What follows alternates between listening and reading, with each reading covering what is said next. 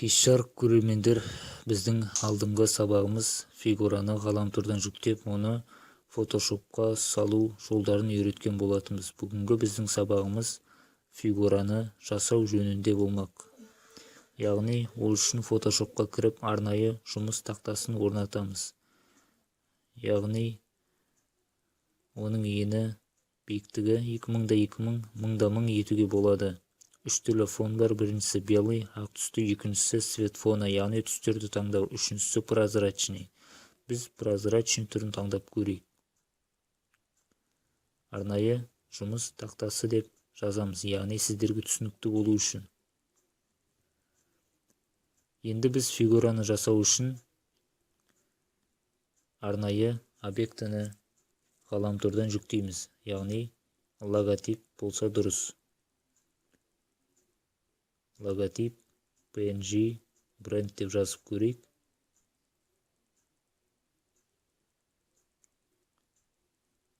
Біз алдыңғы сабағымызда техникалық ақауларға байланысты видео толық сақталмаған болатын. Яғни, бірақта бұл үшінші бөлімде фигураны ғаламтордан жүктеп, оны фотошопқа салу жолдарын үйреткен болатынбыз. Яғни, сол сабақ жеткілікті.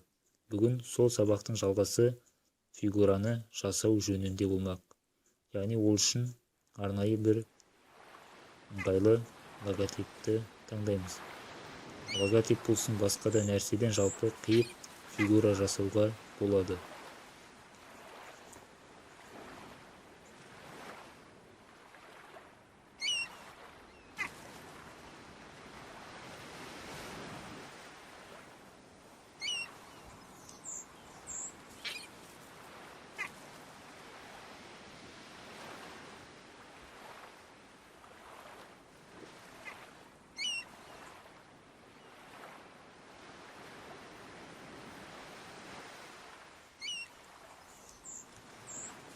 Жалпы біреуін таңдау керек, қазір логотиптер өте көп мына жерде.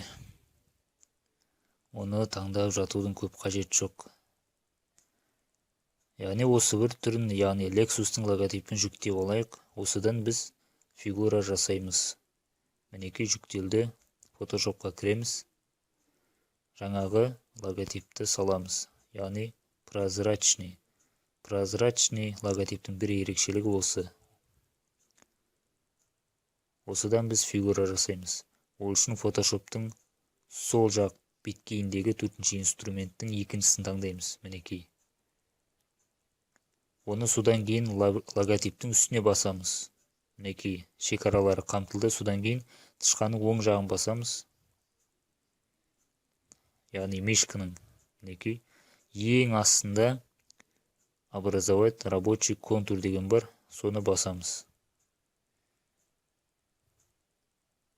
Және окейді басамыз. Содан кейін арнайы редакторға кіріп, орта жағындағы определить произвольные фигуры деген бар. Соны басамыз. Біздің фигурамыз мінекей дайын.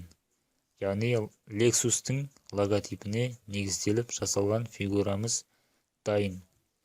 Біздің жасаған фигурамыз деп жазайық, сіздерге түсінікті болу үшін. Яғни бәрі әп-сәтте, өте оңай, өте қарапайым. Бұл енді фигуралардың тізіміне сақталды. Фигураларды қайдан табамыз? Ол үшін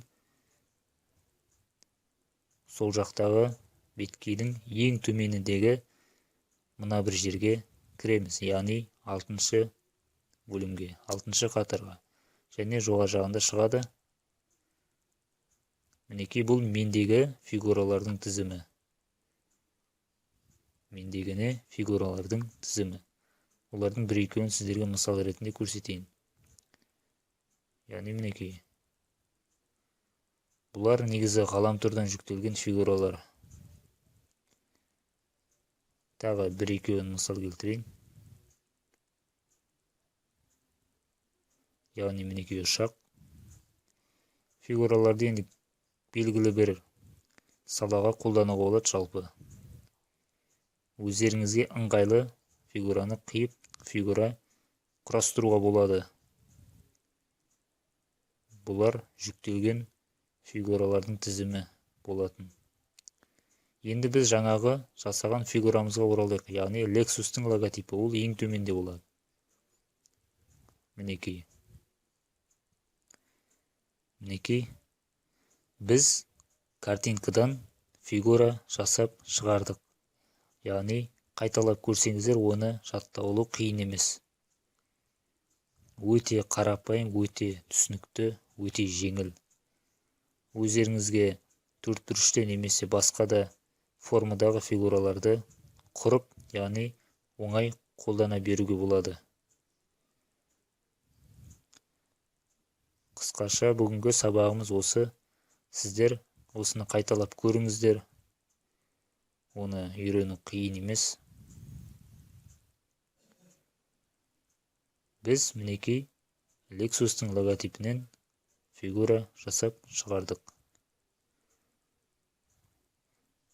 Демек, біздің білетініміз фигураны жүктеуге де болады және жасауға да болады. Яғни кез келген объектіні қиып, жаңағыдай әдіспенен фигура жасауға болады. Қысқаша бүгінгі сабағымыз осы.